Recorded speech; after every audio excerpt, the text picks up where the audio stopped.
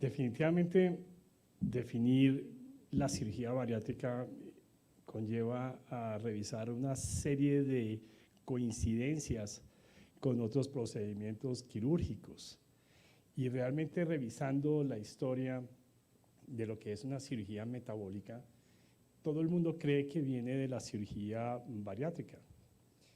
La cirugía bariátrica sabemos que el concepto de varos es el concepto de peso y que se traduce en un procedimiento quirúrgico para la pérdida de peso. Sin embargo, definitivamente el concepto de cirugía bariátrica que viene desde los años 50, precisamente desde el año 54, se realizaban procedimientos derivativos con el concepto de perder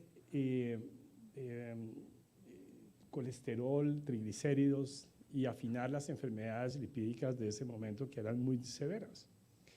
Sin embargo, había cirujanos como el doctor Mason, precisamente más o menos en ese año, donde realiza el primer bypass gástrico y determina de que este es un procedimiento de cirugía bariátrica en realidad y que debe ser después de una gastrectomía para tratar el cáncer de su origen, de dónde la sacó. La historia dice que teníamos pacientes con cáncer y tenían que ser llevados a resecciones gástricas amplias, entre ellas la gastrectomía total, y curioso, teníamos mejoría en las enfermedades metabólicas y cardiovasculares de esos pacientes. De ahí entonces procede con el tiempo, se realizan diversas modificaciones y progresos y empezamos definitivamente a entender cómo funcionan las cirugías, porque claramente los primeros procedimientos que hacíamos, mejor dicho, bajábamos de peso a los pacientes, de eso tenía cierta lógica, porque había una parte restrictiva, los pacientes comían menos, pero no entendíamos cómo es que se mejoraba la diabetes, cómo es que las enfermedades lipídicas se mejoraban, la hipertensión, la apnea del sueño, en fin, todos esos mecanismos como tal. Es aquí esto como un árbol genealógico interesante de las enfermedades, de los tipos de cirugía, perdón, de cómo nacieron, y definitivamente las primeras cirugías que salieron eran malabsortivas y eran derivaciones muy drásticas. Por ejemplo, las yeyuno-iliales o las duodeno-iliales, en donde no solamente llevamos a estos pacientes a perder peso, sino que llevaban también a estos pacientes a desnutrición y a empeoramiento también de la calidad de vida de su diario vivir, porque no tenían buena absorción de alimentos, flatulencias, diarreas importantes, y entonces empezó a estudiar verdaderamente el intestino. Posteriormente, si ustedes se dan cuenta, empezaban las cirugías malabsortivas y de restricción, sumadas las dos, en donde también abrieron el camino a mayor entendimiento y menos complicaciones de este tipo nutricionales y menos tipos de procesos diarreicos y flatulencias que afectaban de todas maneras la vida activa de los pacientes como tal. Posteriormente nacieron las cirugías restrictivas, mucho después en realidad, y entre ellas la gastroplasia vertical con banda, que era un procedimiento más o menos sencillo, se llegó a un desuso muy rápidamente, igual que la banda gástrica, y después nació la manga gástrica o slip gástrico. De eso como tal, definitivamente empezaron los verdaderos estudios de lo que eran las cirugías bariátricas. En el 78, los doctores Betchwell y Barco definitivamente lograron llegar a una buena y una correcta definición de lo que es la cirugía metabólica. Y ellos decían que la manipulación quirúrgica de un órgano o sistema de órganos normales para lograr un resultado biológico para una ganancia potencial de salud, es decir, una transformación anatómica que conllevaba y llevaba cambios no solamente anatómicos, sino hormonales, a lo cual teníamos como tal un producto de un beneficio en enfermedades metabólicas. La cirugía metabólica entonces procedió a la cirugía bariátrica, esa es la verdad, no al revés. la cirugía bariátrica no fue el que le dio origen a la cirugía metabólica. De hecho, entendemos perfectamente que si la obesidad está acompañada de un gran porcentaje de enfermedad metabólica, pues sencillamente es de ahí donde nace el concepto de cirugía metabólica. La cirugía bariátrica siempre ha sido, en esencia, una cirugía metabólica, y eso es verdaderamente importante. Las primeras observaciones realmente de estos productos, de estas cirugías, empezaron en los años 90 a desarrollarse, a demostrarse. Cuando David acaba de hablar de este artículo del año de 1995, en donde Poyers muestra y pone un anuncio como un poquito drástico o asombroso, en el cual mostraba, si ustedes ven, de que, oh sorpresa, el mejor tratamiento para la diabetes es quirúrgico. De aquí salieron una serie de artículos muy interesantes, como lo muestran los artículos de Cummins y de Garnier, en donde después en la revista de Annals of Surgery y en asociación con la ADA, demuestran que esto era verdad, que la cirugía era un correcto tratamiento para las enfermedades metabólicas. Es así entonces, si ustedes se dan cuenta, que la cirugía bariátrica metabólica, probablemente en un futuro va a llamarse solamente metabólica, tiene un impacto sobre las enfermedades que nosotros hemos conocido y que estamos observando todos los días, las enfermedades cardiovasculares, las enfermedades metabólicas que nos acoge al tema de hoy, pero también muchas más, hasta neurológicas, como la hipertensión intracraniana idiopática, las enfermedades articulares y musculares, en fin, toda una lista de las cuales nosotros podamos hacer. Entonces existen una serie de procedimientos quirúrgicos que podríamos llegar de origen estrictamente restrictivo, como la manga gástrica, que era parte de otra cirugía. Ella nació de realizar un procedimiento restrictivo en una cirugía malabsortiva como era la derivación biliopancreática con switch duodenal. Era una cirugía bastante drástica y aún así, por esa capacidad de adaptación que tiene el cuerpo, entonces querían sumarle a un procedimiento restrictivo y nos dimos cuenta después de que esta cirugía restrictiva como tal no era solamente restrictiva, sino que también era de respuesta hormonal. También con solo operar el estómago, ¿no?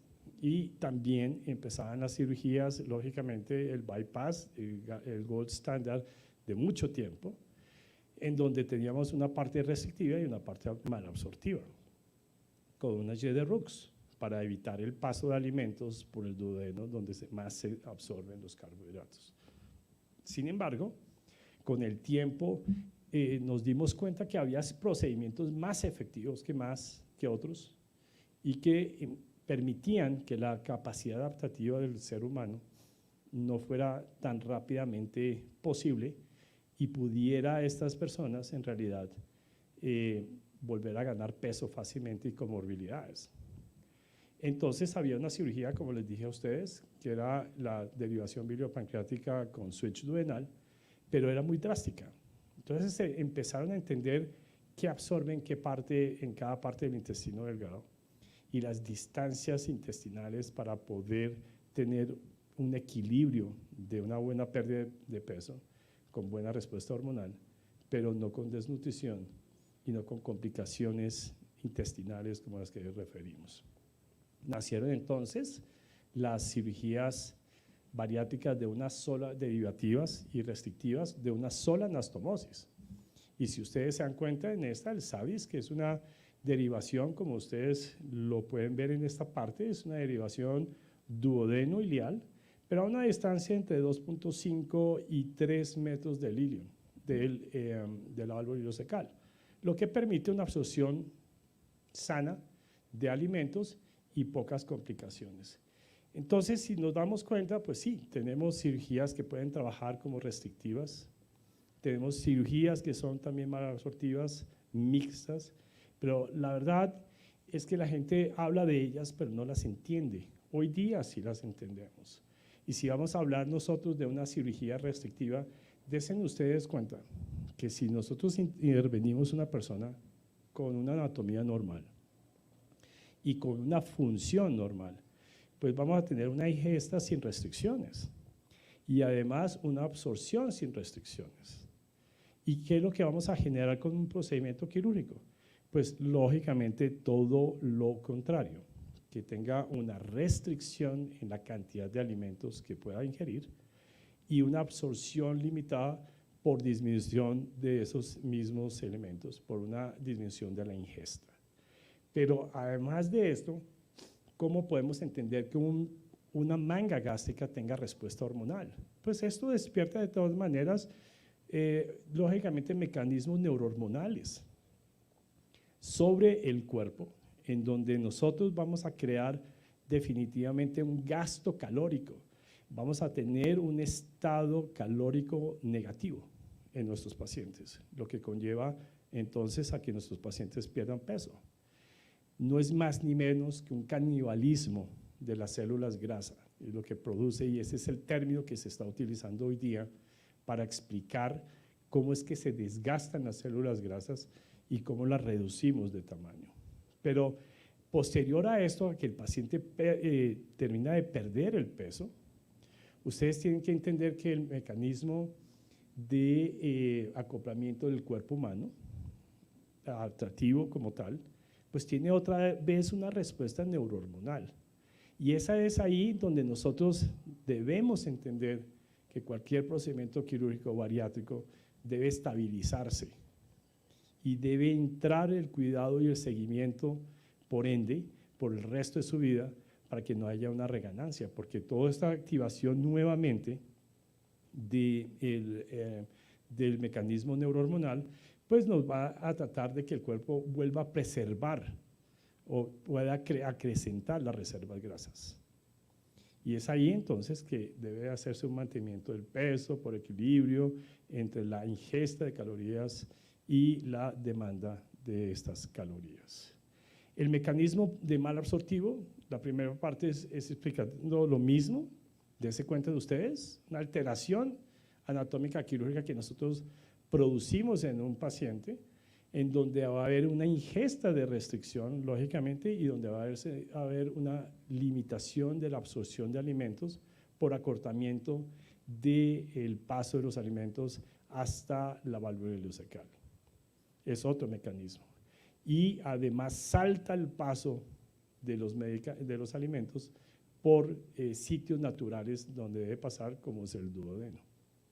Esto como tal produce otra vez el canibalismo que habíamos hablado sobre las células grasas, las achica de tamaño otra vez y pierde peso el paciente.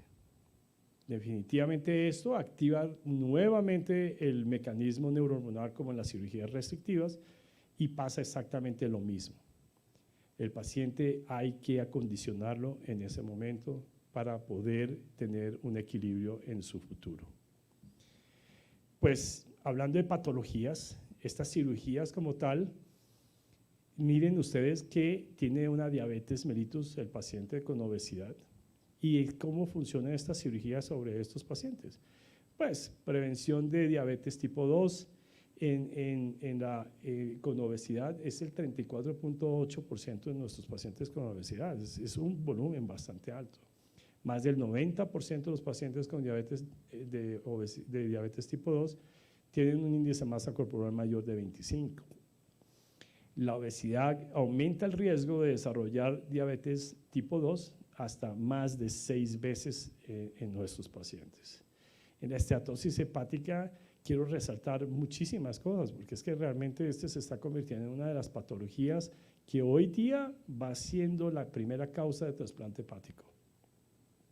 Entonces, dése cuenta de ustedes, pacientes que presentan hasta el 75% de las personas con sobrepeso y es más del 90% de las personas con obesidad severa. Apnea del sueño, como ustedes lo ven, del 60 al 100% de nuestros pacientes presentan esta patología. Y este último artículo que salió este año, recientemente, muy interesante, explica la trilogía de cómo estas tres enfermedades se interconectan y forman un ciclo vicioso para mantener un paciente con enfermedad continua. Pero llama la atención no solamente de que hasta el hígado graso es un marcador importante para la diabetes tipo 2 por la resistencia a la insulina, sino que aquellos pacientes, y hace esa observación muy importante, aquellos pacientes que tienen una apnea del sueño, independientemente del grado de esteatosis hepática, aumenta la posibilidad de fibrosis en ese momento, por isquemia, seguramente. Entonces, es un paciente que pasaría fácilmente de estadio 1 a estadio 3 o a cirrosis. Entonces, con los mecanismos de la hipertensión arterial, pues lógicamente, des en cuenta ustedes, la prevalencia de hipertensión es grande, 42.5%. La prevalencia de hipertensión varía lógicamente según el grado de obesidad, ya lo habíamos escuchado de nuestro cardiólogo, desde el 34.3 en pacientes con peso normal hasta 74.1 con obesidad grado 1, y la variabilidad es muy amplia. Se estima que la obesidad representa entre el 65 y el 78% de los casos de hipertensión primaria, como ustedes se dan cuenta. La dislipidemia también hablaron nuestros endocrinólogos al respecto, 60 a 70% de nuestros pacientes tienen esto. Entonces tenemos enfermedades que definitivamente marcan las comorbilidades importantes en nuestro paciente con obesidad. Entonces, ¿en qué estamos a largo tiempo? ¿Qué podemos hacer nosotros? ¿En qué estamos? ¿Y cuál es el fenómeno por el cual nosotros debemos trabajar y qué podemos hacer nosotros para que esto mejore? Pues coincidencialmente con este trabajo del año pasado, de la American Society of Metabolic and Bariatric Surgery y IPSO también, que se dieron cuenta que estos aspectos eran importantes en los pacientes con obesidad mórbida y comorbilidades, pues necesitábamos un manejo agresivo, multidisciplinario, temprano y para evitar el progreso de esas comorbilidades. Los endocrinólogos dicen que la cirugía ahorra células beta. Los cardiólogos dicen que disminuye la probabilidad de rigidez de las arterias en la hipertensión. Entonces, estos aspectos son realmente muy importantes en este artículo. Coincidencialmente, nosotros hicimos este flujograma que ustedes ven acá en el año 20, cuando nos estábamos a punto de certificar, y nos dimos cuenta que estábamos trabajando en la misma vía que estas sociedades internacionales. ¿Y cómo es el impacto metabólico independientemente del peso? ¿Y cuál es el efecto de las hormonas gastrointestinales y de páncreas en nuestros pacientes con obesidad? Pues hay un efecto de todas estas hormonas que ustedes ni siquiera las pueden leer, yo tampoco, pero las más importantes son estas: la grelina, el polipéptido pancreático, el GIP, GLP-1 y el péptido Y. Es ahí exactamente donde nuestras cirugías bariátricas hoy día todas actúan, sin excepción. Y des en cuenta ustedes que si vamos a estar hablando de nosotros de cuánto es el porcentaje de pérdida de peso y cuáles serían las metas para que nosotros llevemos a nuestros pacientes a un bienestar mejor y a una mejor calidad de vida, des en cuenta que estamos hablando de esteatosis hepática con esteatohepatitis, hasta un 40% de necesidad de pérdida de peso. Entonces, esto es lo que hace tan efectivo definitivamente la cirugía. Y esto es el impacto clínico cardiovascular en nuestros pacientes con respecto a la cirugía de la manga gástrica y el slip gástrico. En un estudio suizo que se hizo, ellos realmente están haciendo los mejores estudios desde hace muchos años. Este estudio a 3 años demostró que todas las enfermedades como hipertensión, dislipidemia, diabetes, apnea del sueño y todos esos aspectos, todas esas patologías mejoraron en más de un 60% gracias a la cirugía, es decir, están sirviendo. Impacto clínico cardiovascular a 12 años, lo que lleva a unos estudios, en este caso, en este artículo demuestra 3 grupos que realizaron, 1 quirúrgico y 2 no quirúrgicos.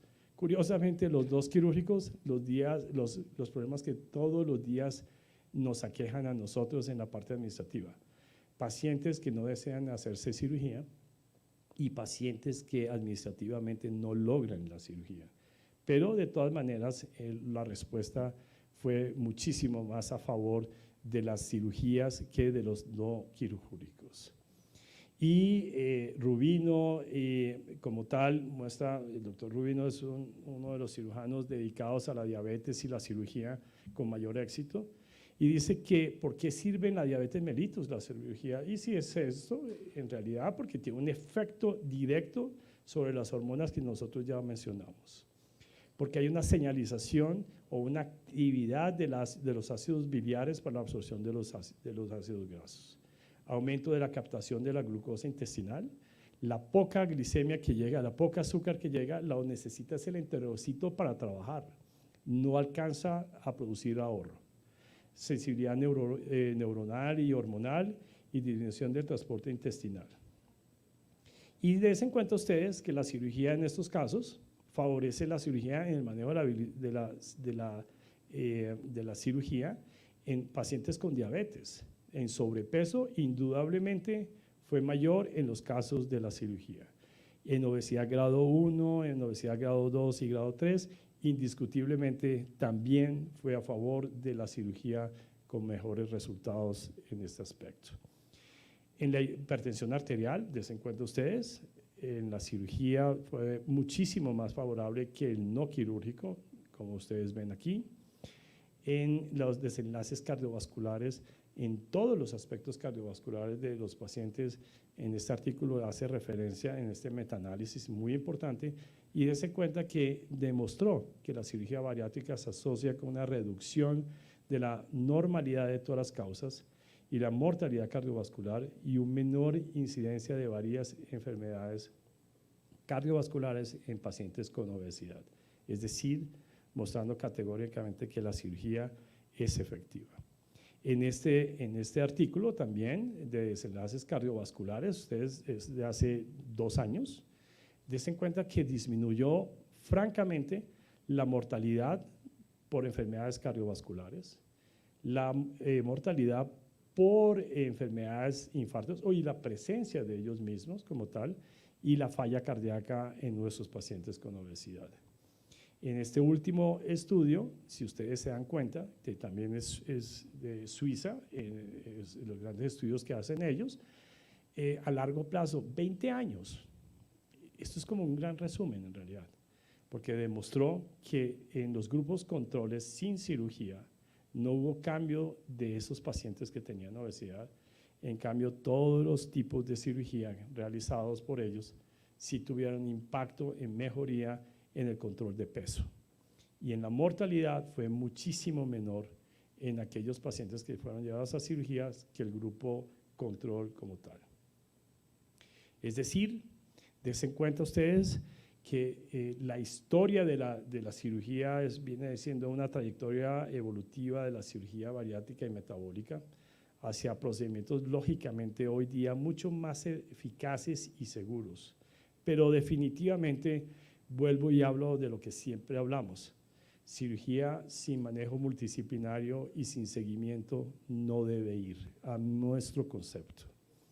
La cirugía bariátrica invariablemente implica un componente metabólico y los pacientes con obesidad llevan una carga significativa de morbilidad con efectos cardiovasculares adversos severos, y la cirugía bariátrica supera cualquier otra intervención en gestión de peso a corto, medio y largo plazo, así como en el control de comorbilidades asociadas y reducción de la mortalidad. La cirugía bariátrica como opción oportuna debe ser una respuesta agresiva en el desafío de la obesidad y sus comorbilidades asociadas. Últimamente, como cirujano, lo único que me resta decir es que necesitamos cuidar lo que nosotros operamos, y la única manera de hacerlo es de manejar como enfermedad crónica multidisciplinariamente y para siempre. Muchísimas gracias.